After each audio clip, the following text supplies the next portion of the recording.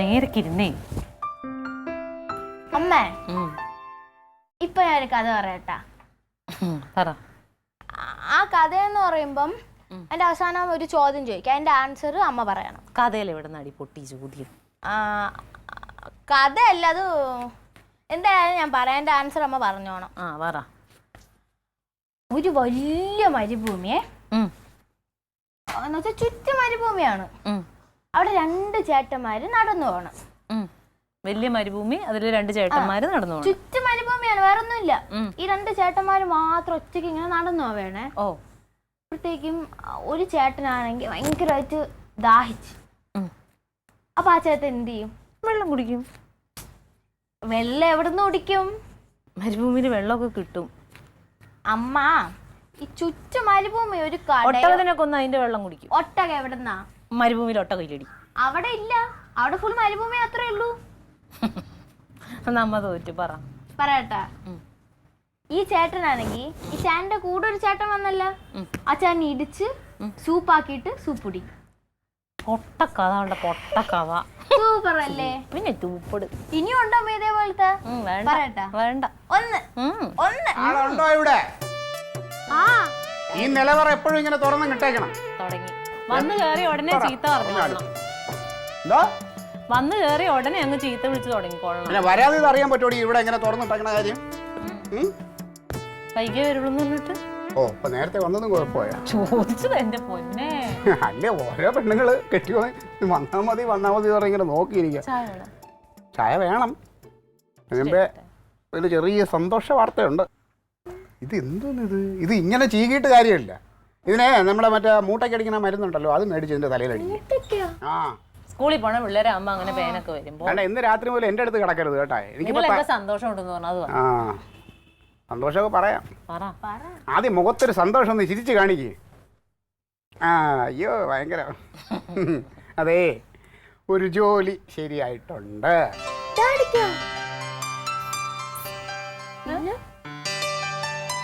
എനിക്കോ? എന്നെ വിടുകയും ചെയ്യും. എന്തൊക്കോ എന്നെ വിടുവോ നിങ്ങൾ? അന്നാ പണിക്ക് പോട്ടെ എന്ന് പറഞ്ഞിട്ട് നിങ്ങൾ ഇവിടെ. നമുക്ക് നമ്മുടെ വിലക്ക് നിലയ്ക്കുള്ള ഒരു ജോലിക്ക് പോണേന് എനിക്ക് ഒരു എതിർപ്പുമില്ല. നീ മറ്റേ സൂപ്പർ പണിക്ക് പോണെന്ന് പറഞ്ഞാൽ എൻ്റെ ഇതെന്ത് വില നിലയുള്ള ജോലിയാണ് കിട്ടിയത്? ഇത് നല്ല അന്തസ്സുള്ളൊരു ജോലിയാ.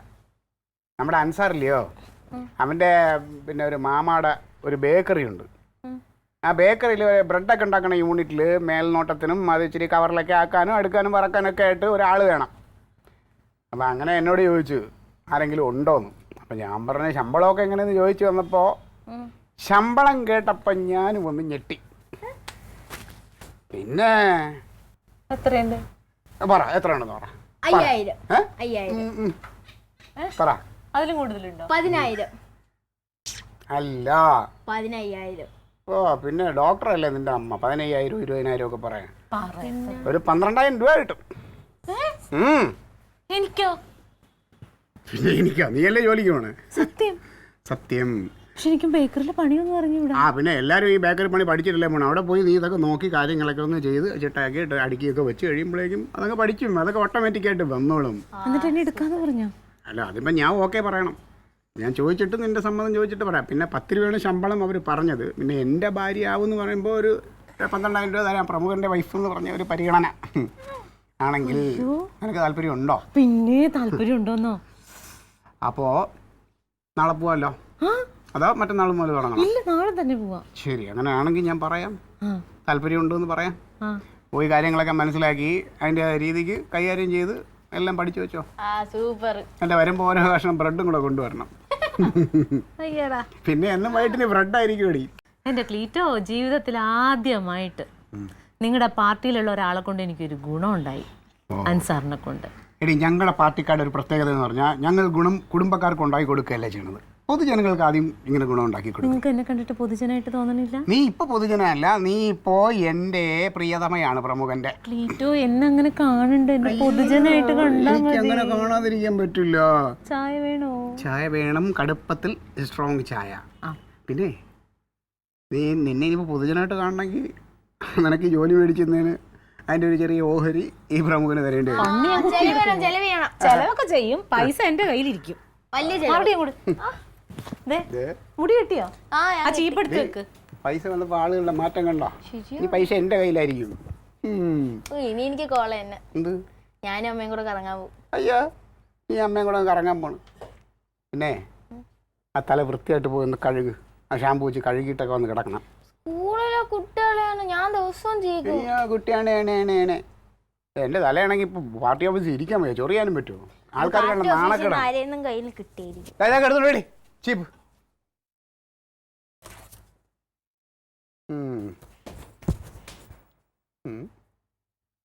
ശരിയാ, ഈ പറഞ്ഞ മാതിരി പാർട്ടിക്കാരെ കൊണ്ട് ആദ്യമായിട്ട് നമ്മുടെ കുടുംബത്തിൽ ഒരു ഗുണമുണ്ടായി. ഓ വാ. ആ ആ തൊട്ടും പുറത്തില്ലല്ലോ ഏട്ടാ. അത് നീരുണ്ടല്ലേ ചെറുതായിട്ട്. ഞാൻ അന്നേ പറഞ്ഞല്ലേ സ്റ്റിച്ച് ഇടാന്ന്. ആ ഇപ്പൊ എല്ലാരും പറഞ്ഞു 3 സ്റ്റിച്ചുള്ള സ്ഥലം ഉണ്ടെന്ന്. ദൈവം അന്നേരം ഏണിന്ന് വീണപ്പോ എല്ലാരും പറഞ്ഞു ഒരു കുഴപ്പമില്ല എന്ന് പറഞ്ഞു. എന്തോ കാലങ്ങനെ എവിടെ? ഇല്ല ഇവിടെ ഇല്ല. ഇവിടെ ഉണ്ട്, ഇങ്ങോട്ട് വാ. ഞാൻ പോയിട്. എടാ എന്താ ഒരു സന്തോഷമുണ്ട്. എന്നിട്ട് എനിക്ക് ജോലി കിട്ടി. ബോർമ. ആരാ ജോലി മേടിച്ചെന്ന്? മറ്റേ ക്ലീറ്റോന്റെ പാർട്ടിയിലെ അൻസാറില്ലേ? ഒന്നല്ല അൻസാറിന്റെ എന്തോ ഭയങ്കര വേണ്ടപ്പെട്ട ഒരാളാ. അയാൾക്ക് അവിടെ ഒരു പെണ്ണിനെ വേണമെന്ന് പറഞ്ഞു അവന്റെ ബോർമയില്. പറഞ്ഞു വെള്ളയമ്പലത്ത്. ഇച്ചിരി പോയാ മതിയല്ലോ. അപ്പൊ നമുക്ക് ഒന്നിച്ചു പോകാം. അതാണ് എത്രയാ നോക്ക് ശമ്പളം? 12,000 രൂപ. കോളടിച്ചല്ലേ?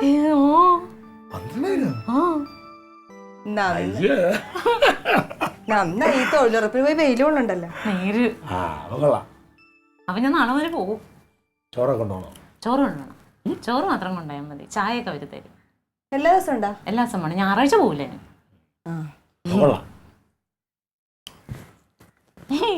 ഞാൻ ചെല്ലട്ടെ. വീട്ടിന് ചായ 5 മണി വരെയൊക്കെ നിന്നാ മതി എന്നാ പറഞ്ഞു. പോട്ടേട്ടാ.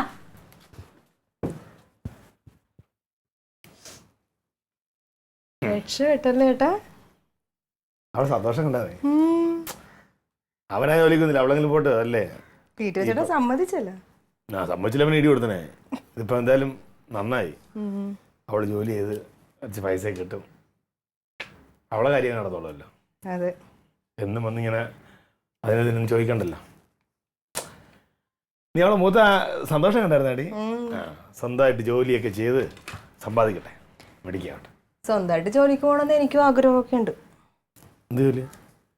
ഏട്ടൻ വിട്ടാ നാത്തൂൻ്റെ കൂടെ ഞാനും പോവാം ജോലിക്ക്. അവിടെ ഒരാളെ മതി, 2 പേര് വേണ്ട. ഇവിടെ യൂണിയനായിട്ട് പോകേണ്ട കാര്യമൊന്നുമില്ലല്ലോ. ഇവിടുന്ന് ചോദിക്കാമല്ലോ വേക്കൻസി ഉണ്ടോന്ന്. ഇവിടെ എന്താ, നിനക്കിവിടെ എന്തിന്റെ കുറവാണ്? അവള് ജോലിക്ക് പോകണ കാര്യമുണ്ട്. മോള് പോയാൽ പിന്നെ ഞാനും ഇവിടെ ഒറ്റക്കല്ലേ ഇരിക്കണം. നിനക്കിവിടെ വേറെ വീട്ടു ജോലി ഒന്നുമില്ലേ? പിന്നെ വീട്ടു ജോലി അല്ലെങ്കിൽ വലിയ കുഴപ്പം തന്നെ നിനക്ക്.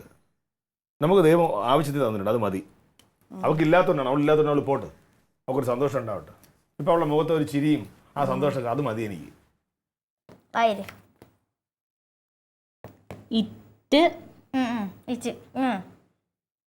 ഹുറീഡ്. ഹുറീഡ്.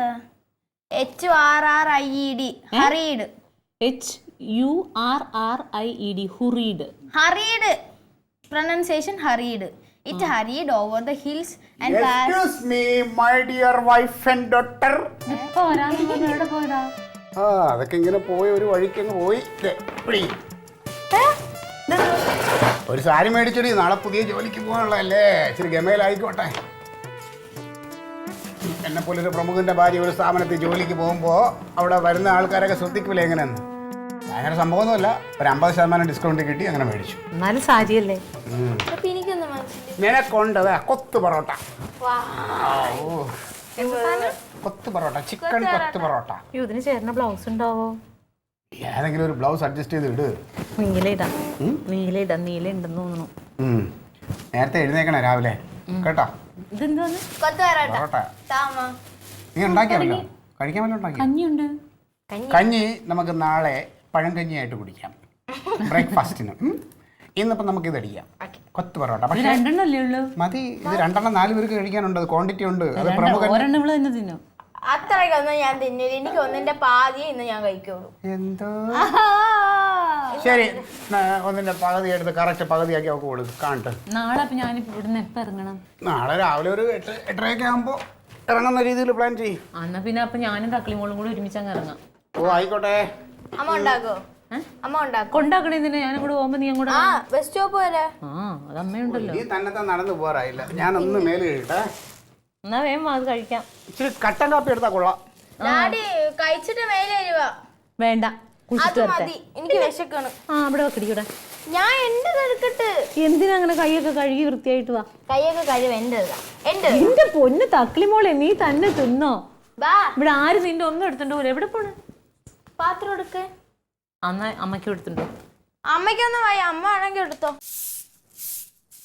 തങ്കം റെഡി ആയോ? ഇറങ്ങിക്കോട്ടെ, ഞങ്ങൾ ഇറങ്ങിക്കോട്ടെ. വേണ്ട വേണ്ട വേണ്ട. എന്റെ ചമന്തി, ആ ചൂലൊന്നും അങ്ങോട്ട് മാറ്റി പിടിച്ചേ. എന്താ ഒരു നല്ല കാര്യം നടക്കാൻ പോവല്ലേ? അങ്ങ് ജോലിക്ക് പോണ കാര്യം നിനക്ക് അത്ര ഓർമ്മയില്ലേ? തങ്കം എന്തോ വന്നോ നിന്നോ? ഞാൻ നിന്നു. ഞാൻ അങ്ങോട്ട് നടക്കുമ്പോ നീ ഇങ്ങോട്ട് നടന്നിറങ്ങിക്കോണം കേട്ടോ. എന്റെ എതിപ്പാ. വന്നോ.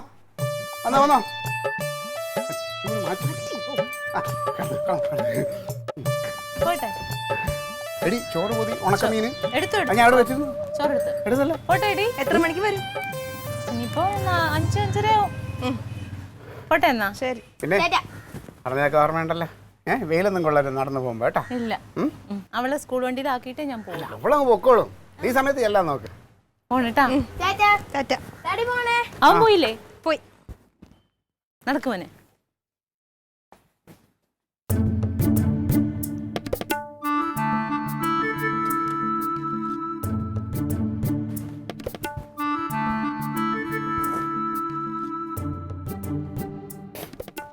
ഭർത്താവേ, എൻ്റെ തങ്കത്തിന് നല്ലപോലെ ജോലി ചെയ്യാനുള്ള ആരോഗ്യ ആയുസ്സവും കൊടുക്കണേ. ഒരു മടിയുമില്ലാതെ തന്നെ ജോലിയുള്ള എല്ലാവരും കൊടുക്കും. ചേട്ടാ, ഇനി ഞാൻ തൂത്തോട്ടെ. ആ പിന്നെ നാളെ ഈ സമയം ചൂലും കൊണ്ട് നിൽക്കല്ലോ. ഇനിയുള്ള ദിവസങ്ങളിൽ അവള് ജോലിക്ക് പോണതാ കേട്ടോ.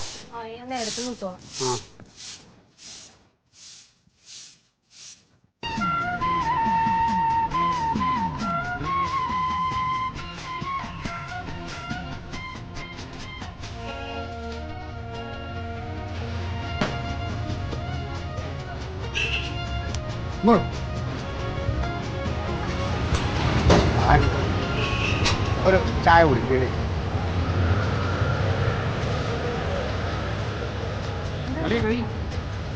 ചായ സ്ട്രോങ് ഗുണം വേണ്ടിയുണ്ടോ? അങ്ങോട്ട് കുടിച്ചു. അമ്മ കടയിൽ എടുത്തേ. ഇവിടെ എല്ലാവരും കുടിക്കണമല്ല, നമ്മൾ ആളായിരുന്നു. ഒരു കാര്യം, കടി വേണോ? കടി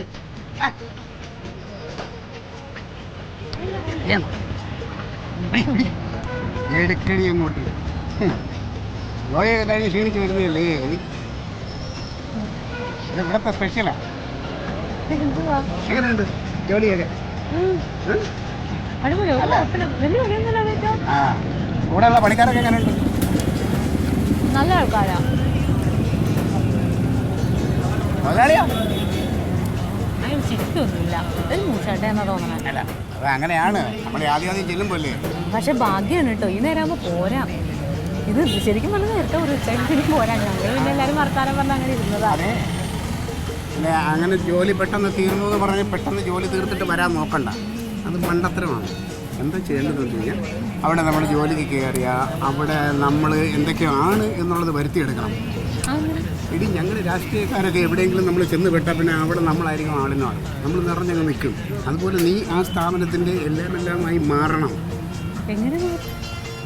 ഇത്രയും കാലം ഈ രാഷ്ട്രീയ പ്രമുഖൻ്റെ കൂടെ നടന്നിട്ട് നീ ഇതൊന്നും പഠിച്ചില്ല എന്ന് പറഞ്ഞാൽ നാണക്കേടാണ് കേട്ടതല്ല. 10 തലയുള്ള രാമണൻ ബുദ്ധി ഉപദേശിച്ച് തരാം. ഇന്ന് നീ ജോലി സ്ഥലത്ത് എത്ര മണിക്ക് ഇറങ്ങി? 4:30 ആകുമ്പോൾ 5 മണി വരെയാണ്. 4 മണിയൊക്കെ 4:30. എന്നാൽ നാളെ മുതൽ അങ്ങനെ ഇറങ്ങരുത്. 5 മണി വരെയാണ് ജോലി സമയമെങ്കിൽ നമ്മളൊരു 6-6:30 മണി വരെ അവിടെ ഇരുന്ന് ഈ ജോലിയെ വലിച്ചു നീട്ടി അങ്ങോട്ട് ചെയ്യണം. എടി അതിൽ കാര്യമുണ്ട്. നീ ഭയങ്കര ആത്മാർത്ഥതയുള്ള ആളാണെന്നും നീ ജോലിയിൽ ഭയങ്കര ശ്രദ്ധയാണെന്നും നിനക്ക് അവിടെ ഈ സ്ഥാപനമായിട്ട് ഭയങ്കര അടുപ്പമുണ്ടെന്നൊക്കെ തോന്നണം അയാൾക്ക് നിൻ്റെ ആ ജോലി ഇത് കണ്ടിട്ട്. പിന്നെ എപ്പം മുതലാളിയെ കണ്ടാലും മുതലാളിയുടെ താഴേക്കുള്ള കുറേ അമ്മമാരൊക്കെ ഉണ്ടല്ലോ, അവരെയൊക്കെ കാണുമ്പോൾ ഇച്ചിരി വിനയം, തൊഴുതോ നമുക്കൊന്നും സംഭവിക്കാൻ പോലില്ല. അങ്ങനെ ഞങ്ങൾ രാഷ്ട്രീയക്കാരൊക്കെ വീഴും നമ്മൾ. ഇത്രേ ഉള്ളൂ, ഇത് നമ്മൾ കാണിക്കും.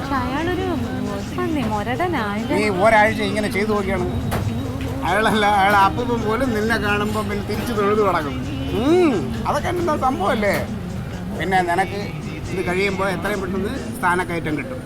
നീ അടുത്ത ഈ പണിയിൽ നിന്ന് മാറി വേറെ മേളിലോട്ട് കയറി പോകണ്ടേ മേളിലോട്ട്. അതുകൊണ്ട് ഞാൻ പറഞ്ഞ കാര്യങ്ങളൊക്കെ മനസ്സിൽ വെച്ചിട്ട് വേണം ജോലിക്ക് പോകാൻ. എടുത്ത് ചാടി ഓടി ഇങ്ങനെ ഇറങ്ങട്ടെ. ജോലി വീട്ടിൽ ചെയ്യുമ്പോൾ വീട്ടിലൊക്കെ അങ്ങനെ സ്പീഡിന് ചെയ്യും.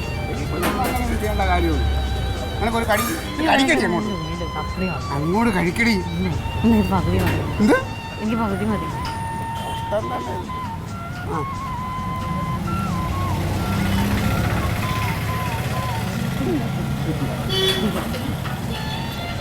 തക്കളിക്ക് പാഴ്സൽ വേണോ? വേണ്ട. പെണ്ണിപ്പോൾ തടിച്ചടിച്ച് വരാം. എണ്ണപ്പലഹാരം കഴിച്ച് ഇനി കൊടുക്കും. ഉള്ളിവിടാ.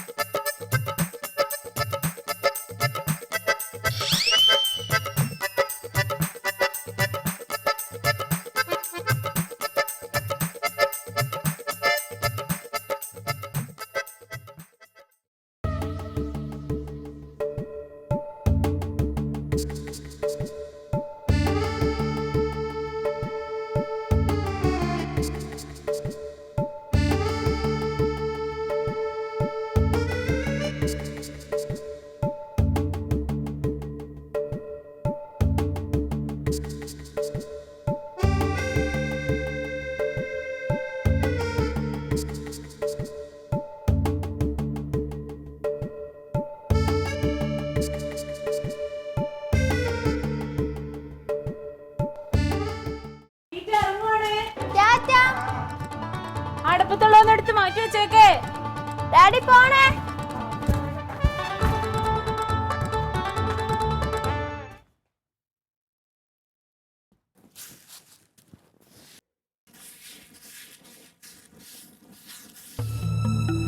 ഇതെന്താ മണി 11 ഉള്ളു, അപ്പൊ അതിന് തിരിച്ചു വന്നത്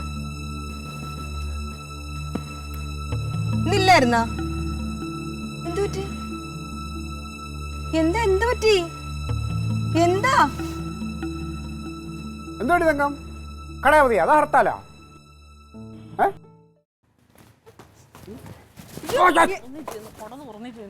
എന്താ നാത്തൂര്? എന്താ നിനക്ക്? എന്തല്ലോ കുഴപ്പം നിനക്ക്? സമാധാനമായല്ലോ. ഓരോ പൊട്ട ഐഡിയ ആയിട്ട് വരും. എന്താ എന്നാ പണിന്ന് പറഞ്ഞു വിട്ട്. എന്തിന്? നിങ്ങൾ കാരണം. ഞാൻ എത്തിയത് ഈ മനുഷ്യൻ പറഞ്ഞ് ആ മുതലാളിയുടെ പ്രീതി സമ്പാദിച്ചെടുക്കണം, അതുകൊണ്ട് നീ 5 മണിയാകുമ്പോ അവിടുന്ന് പോരരുത്, എല്ലാരും പോന്നു കഴിഞ്ഞ് നീ ഒരു 6-6:30 വരെ അവിടെ ഇരുന്ന് ജോലി ചെയ്തോളാൻ പറഞ്ഞു. തന്നെ എല്ലാം മുതലാളിയുടെ നല്ലോണം വിനയം കാണിക്കണമെന്ന് പറഞ്ഞു. ഞാൻ ഇതുപോലെയൊക്കെ ചെയ്ത് ഇപ്പൊ അയാൾ പറയണ എന്താണെന്നറിയാമോ? വിനയം കാരണം എന്നെ തട്ടിയിട്ട് അയാൾക്ക് നടക്കാൻ പാടില്ല എന്ന്. എല്ലാവരും 5 മണിക്ക് തീരേണ്ട പണി ഞാൻ 6 ആയിട്ടും തീർത്തിട്ടില്ല, എനിക്ക് പണി അറിയാൻ പാടില്ല, അങ്ങനെ പണി അറിയാത്ത ഒരാൾക്ക് അവിടെ ജോലി ഇല്ലാന്നും പറഞ്ഞു. തന്നെ എല്ലാ സെക്യൂരിറ്റിയും പറഞ്ഞു എന്ത് അയാൾക്ക് നേരത്തെ അടച്ചിട്ട് പോകാൻ പറ്റണില്ല ഞാൻ കാരണമൊന്നും. ഫസ്റ്റ് എന്റെ നാത്തൂനെങ്കിലും കുറച്ച് ബോധം ഉണ്ടാവുമെന്നാ വിചാരിച്ചത്. ഈ ആത്മാർത്ഥതയൊക്കെ നല്ലതന്നെ, പക്ഷെ അതൊക്കെ ആവശ്യത്തിന് മാത്രം. ഈ അമിത ആത്മാർത്ഥത അമിത വിനിയോഗം ഒരു തരം കള്ളത്തരത്തിന്റെ ലക്ഷണമാണ്. അതൊക്കെ ബുദ്ധിയുള്ള എല്ലാവർക്കും മനസ്സിലാവുകയും ചെയ്യും. ഓരോരുത്തരുടെ ഒടുക്കത്തെ ബുദ്ധി. എന്തായാലും ജോലി പോയപ്പോ സമാധാനമായില്ല.